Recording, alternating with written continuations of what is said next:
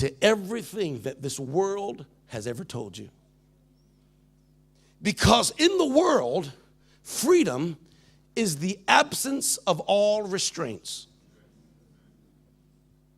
You want to be free, young teenage girl? Then get out from under your mama and daddy. You want to be free? Then get out from under that church and that preacher. Amen. Pastor Carnegie, say amen to your own self if nobody don't want to say nothing, because I know what I'm saying is true. You want to be free? Don't let no pastor be trying to tell you, then don't do this and don't do that. Because our concept of freedom is shake off the rules, shake off the restraints, shake off the authority. Don't let nobody tell you what to do. Don't let nobody get up in your business. The only problem is that it sounds good, but walk out them doors and go into the big bad world and you'll see what that has produced.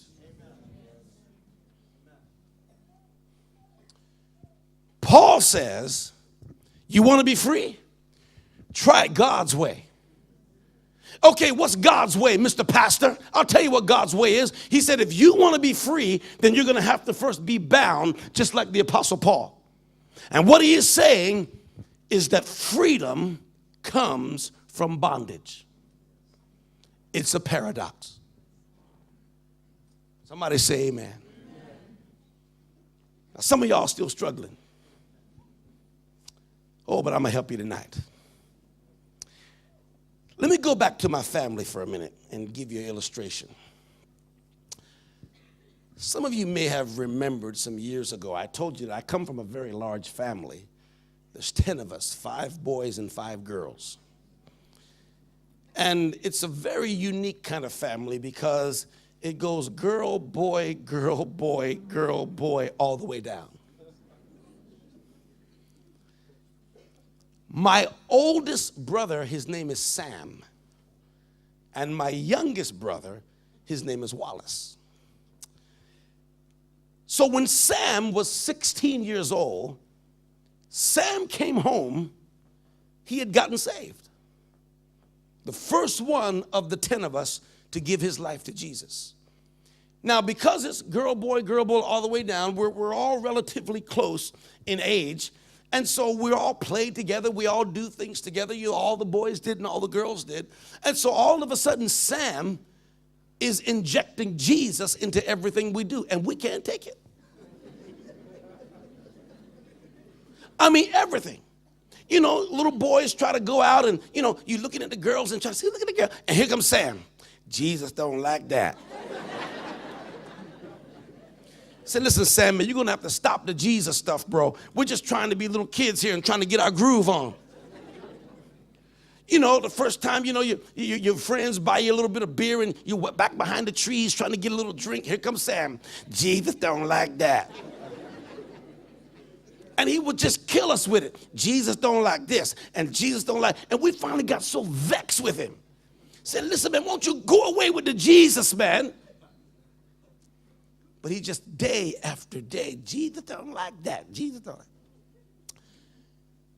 So my brother Sam went on to go to university, got a degree as an engineer there at Howard University in Washington, D.C., became a very successful worker in the government office where he travels around the world inspecting projects in third world countries.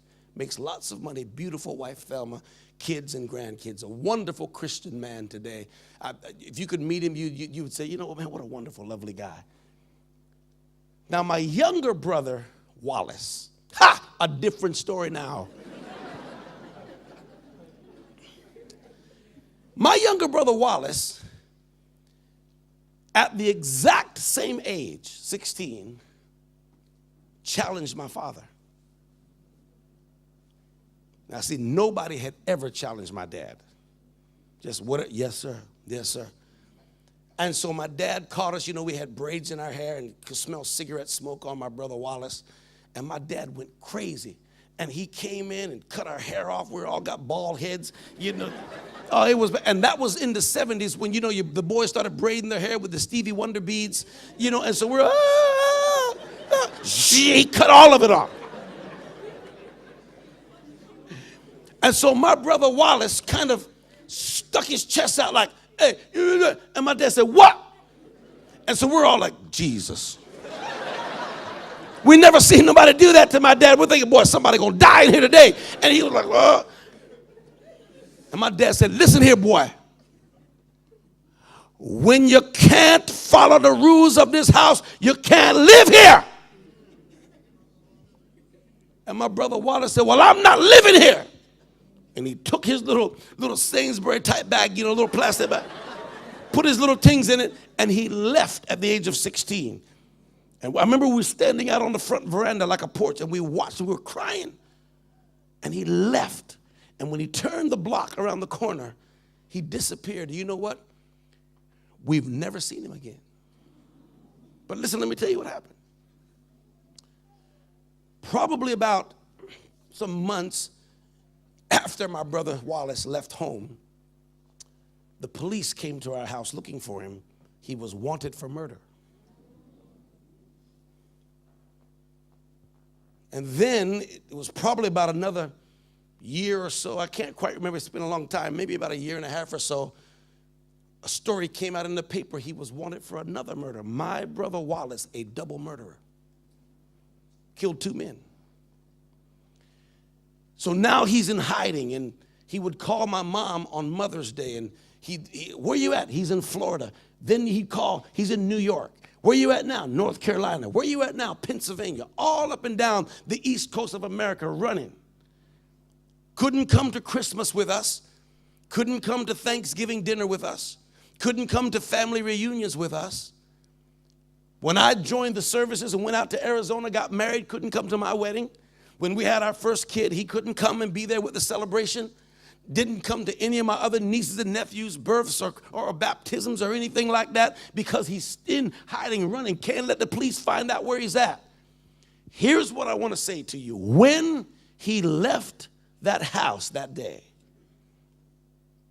the last recorded words from my brother Wallace were, I'm going to be free.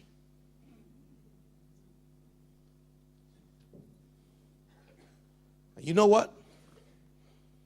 It's been well over 30 some odd years, and he's still hiding in bondage.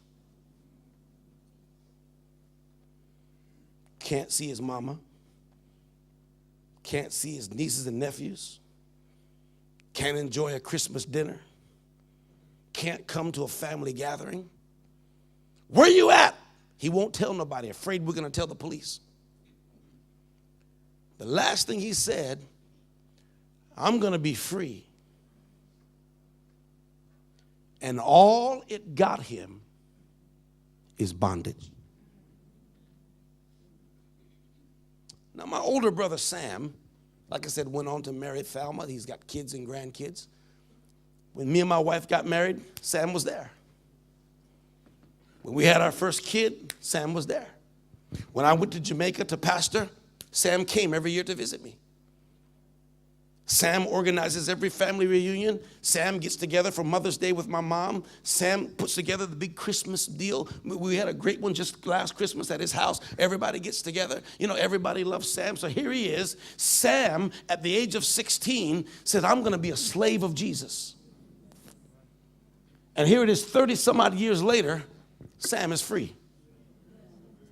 Can travel the world, can work a job, love his family, see his nieces and nephews, see his mama, love everybody. And his words were, I'm going to be a slave of Jesus. Jesus don't like that. I'm going to obey Jesus. I'm going to obey that Bible. I'm going to be a Christian. And when he made that decision, we were young kids thinking, man, you're going to be bound up in that Jesus. You're going to be bound up in that church, all tied up with that pastor. Look at you. Your life's going to become nothing. And Wallace, I'm going to be free. He's got bondage. Is anybody seeing what I'm saying to you tonight? Freedom is a paradox. Sam said, I'm going to be bound. And he's free. Wallace said, I'm going to be free. And he's bound.